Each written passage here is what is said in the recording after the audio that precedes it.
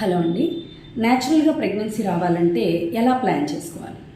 So ఇలా plan చేసుకోవడం రెగ్యులర్గా సైకిల్స్ వచ్చే వాళ్ళకి కొంచెం ఈజీగానే ఉంటుంది. సో రెగ్యులర్గా సైకిల్స్ వచ్చే వాళ్ళకి అంటే వాళ్ళకి 28 డేస్ 30 డేస్కి ఇలాగా సైకిల్ వచ్చే వాళ్ళకి usually middle of the cycle egg release అవుతుంది. అంటే ఒక 13th day 14th day 15th day ఇలాగా మీకు ఎగ్ రిలీజ్ అవుతుంది. కానీ ఇదే టైంకి ఎగ్ రిలీజ్ అవుతుంది అని ఖచ్చితంగా చెప్పడం కష్టం. అండ్ ఇంకొక ప్రాబ్లం ఏంటంటే రిలీజ్ అయిన ఎగ్ మనకి 12 to 24 hours మాత్రమే ఉంటుంది, కానీ స్పర్మ్ మాత్రం 72 hours వరకు ఉంటుంది. సో దీన్ని బట్టి మనం క్యాలిక్యులేట్ చేసి రెగ్యులర్గా పీరియడ్స్ వచ్చే వాళ్ళకి 10th day of the period అంటే వాళ్ళకి బ్లీడింగ్ స్టార్ట్ అయిన దాన్ని మనం ఫస్ట్ డే కింద తీసుకుంటే వాళ్ళ 10th డే నుంచి స్టార్ట్ చేసి 20th డే వరకు రోజు విడిచి రోజు వాళ్ళని కలిసి ఉండమని చెప్తాం. సో దీని ద్వారా మనకి ప్రెగ్నెన్సీ వచ్చే ఛాన్సెస్ చాలా ఇంప్రూవ్ అవుతాయి. అండ్ ఒక్కొక్కసారి 35 డేస్కి ఒకసారి పీరియడ్ వస్తుంది, కొంతమందికి 40 డేస్కి పీరియడ్ వస్తుంది. అవి కూడా రెగ్యులర్ సైకిల్సే, అంటే వాళ్ళకి 40 డేస్ సైకిల్ అనమాట. సో అలాంటి వాళ్ళు కూడా ప్లాన్ చేసుకోవచ్చు. కానీ కరెక్ట్గా మిడిల్ ఆఫ్ ద సైకిల్ అంటే 40 డేస్ సైకిల్ అంటే 20th డే ఎగ్ రిలీజ్ అవుతున్నట్టు కాదు.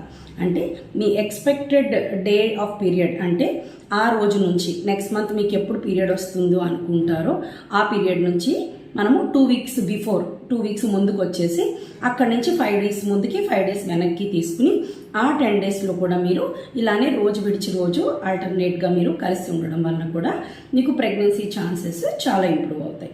అంటే ఇప్పుడు for example me period January 1st వచ్చింది అనుకోండి, మీరు ఎక్స్పెక్టెడ్ డేట్ మీది February 10th అనుకున్నారనుకోండి.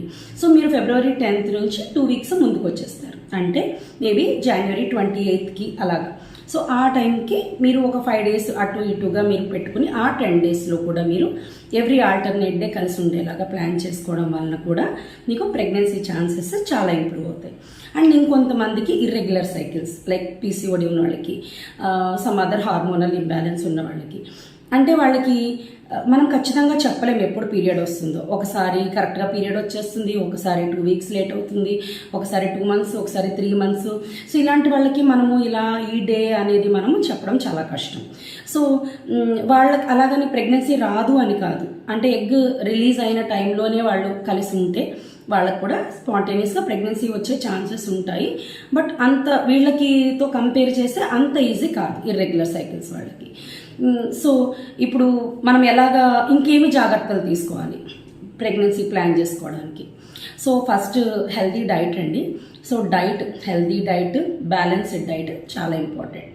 అంటే మీరు మీ డైట్లో ఎక్కువ ఫ్రెష్ ఫ్రూట్స్, వెజిటేబుల్స్, సలాడ్స్ ఇలాంటివి ఎక్కువ ఉండేలా చూసుకోండి.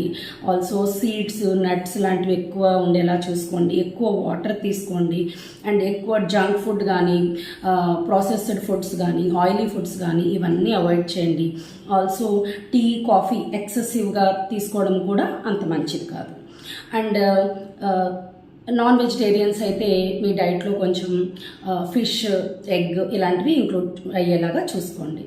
అండ్ ఇంకొకటి ఏంటంటే ఎక్సర్సైజ్. అంటే ఇప్పుడు మెనీ కండిషన్స్, ఇప్పుడు మనకి ఒక ప్రాపర్ BMI మన బాడీకి తగ్గట్టుగా మన బాడీ వెయిట్ ఉండడం అనేది చాలా ఇంపార్టెంట్. సో దానికి మీకు ఎలా వీలైతే అలా, అది వాకింగా ఆర్ ఎనీ స్పోర్ట్స్ యాక్టివిటీయా ఆర్ డ్యాన్స్ లాంటిదా, ఏదైతే మీరు ఇష్టంగా చేయగలుగుతారో అలాగా అట్లీస్ట్ ఒక 30-40 minutes ఆఫ్ ఫిజికల్ యాక్టివిటీ ఉండేలాగా చూసుకోండి. వెయిట్ పెరగకుండా చాలా జాగ్రత్తగా ఉండేలాగా చూసుకోండి. ఎందుకంటే మీరు వెయిట్ గెయిన్ అయ్యే కొద్దీ మీకు PCOD లాంటి ప్రాబ్లమ్స్ కానీ, థైరాయిడ్ ప్రాబ్లమ్స్ కానీ, హార్మోనల్ ఇంబ్యాలెన్స్ కానీ ఇలాంటి ఇష్యూస్ స్టార్ట్ అవుతాయి. ఒకసారి అవి స్టార్ట్ అయ్యాక మళ్ళీ మీది సైకిల్స్ ఇర్రెగ్యులర్ అయిపోతాయి. మళ్ళీ ప్రెగ్నెన్సీ ప్లాన్ చేసుకోవడం కూడా కొంచెం టఫ్ అవుతుంది. అండ్ సో ఎక్సర్సైజ్ తర్వాత మళ్ళీ స్లీప్, ప్రాపర్గా టైంకి నిద్రపోవడం కూడా చాలా ఇంపార్టెంట్. అండ్ స్ట్రెస్ కూడా చాలా డిస్టర్బ్ చేస్తుంది. సో కంపేర్ చేసుకోవద్దు. మా కజిన్కి ప్రెగ్నెన్సీ వచ్చేసింది, నాకు రాలేదు. మా కొలీగ్ కన్సీవ్ అయ్యారు, సో నేను ట్రీట్మెంట్ తీసుకుంటున్నాను, నాకు ఇంకా ప్రెగ్నెన్సీ రాలేదు. లేకపోతే మేము న్యాచురల్గా 2 months ట్రై చేసాము కానీ రాలేదు. సో ఇలా ఎక్కువ మీరు స్ట్రెస్ తీసుకునే కొద్దీ కొంచెం అట్మాస్ఫియర్ కొంచెం డిస్టర్బ్ అవుతుంది. అంటే కొన్ని హార్మోన్స్ కూడా కొంచెం ఆల్టర్ అయిపోతాయి అన్నమాట. సో మీరు ఎప్పుడు స్ట్రెస్ లేకుండా ఉండడానికి మీరు చూసుకోవాలి. ఇన్ కేస్ చాలా స్ట్రెస్ఫుల్ అనిపిస్తే యూ కెన్ ప్రాక్టీస్ ఏమైనా బ్రీదింగ్ ఎక్సర్సైజెస్ కానీ, మెడిటేషన్ కానీ, యోగా కానీ ఇలాంటివి ఏమైనా మీరు ట్రై చేయొచ్చు. అండ్ ప్రీనాటల్ మెడిసిన్స్ అంటే ఒక్కొక్క ప్రెగ్నెన్సీ ప్లాన్ చేసుకోవడానికి ఒక 2-3 మంత్స్ ముందు నుంచి కూడా మీరు ప్రీనాటల్ విటమిన్స్ లైక్ ఏమైనా ఫోలిక్ యాసిడ్ లాంటివి స్టార్ట్ చేస్తూ ప్లాన్ చేసుకుంటే ఇంకా బాగుంటుంది. దిస్ ఫోలిక్ యాసిడ్ మనకి హెల్తీగా ఎగ్ రిలీజ్ అవ్వడంలోను అన్నీ తయారైన తర్వాత బేబీలో న్యూరల్ ట్యూబ్ డిఫెక్ట్స్ లాంటివి రాకుండాను చాలా హెల్ప్ చేస్తుంది. అండ్ ఇంకొకటి ఏంటంటే స్మోకింగ్ అండ్ డ్రింకింగ్ ఇలాంటి హ్యాబిట్స్ ఏమైనా ఉంటే ప్లీజ్ స్టాప్ అండ్ చాలా వరకు తగ్గించాలి. అండ్ బోత్ ఫర్ దిస్ ఇది వైఫ్ అండ్ హస్బెండ్ ఇద్దరికీ వర్తిస్తుంది. అండ్ ఇంకొకటి ఏంటంటే ఏమైనా కాజెస్ హెల్త్ ఇష్యూస్ ఉన్నాయి లైక్ థైరాయిడ్ ప్రాబ్లం కానీ పీసీఓడి కానీ irregular cycles like hormonal imbalance కానీ ఇవన్నీ కూడా మీరు గైనకాలజిస్ట్తో కన్సల్ట్ చేసి అవన్నిటికీ కూడా ట్రీట్మెంట్ తీసుకోండి. అండ్ మన సైకిల్స్ ఎప్పుడైతే మనం రెగ్యులర్ చేసుకోగలుగుతామో ఎప్పుడు కూడా ప్రెగ్నెన్సీ వచ్చే ఛాన్సెస్ బెటర్ అవుతూనే ఉంటాయి. So please follow all these instructions and ఇవన్నీ మీకు హెల్ప్ అవుతాయని అనుకుంటున్నాము. So wish you all the very best. Thank you so much.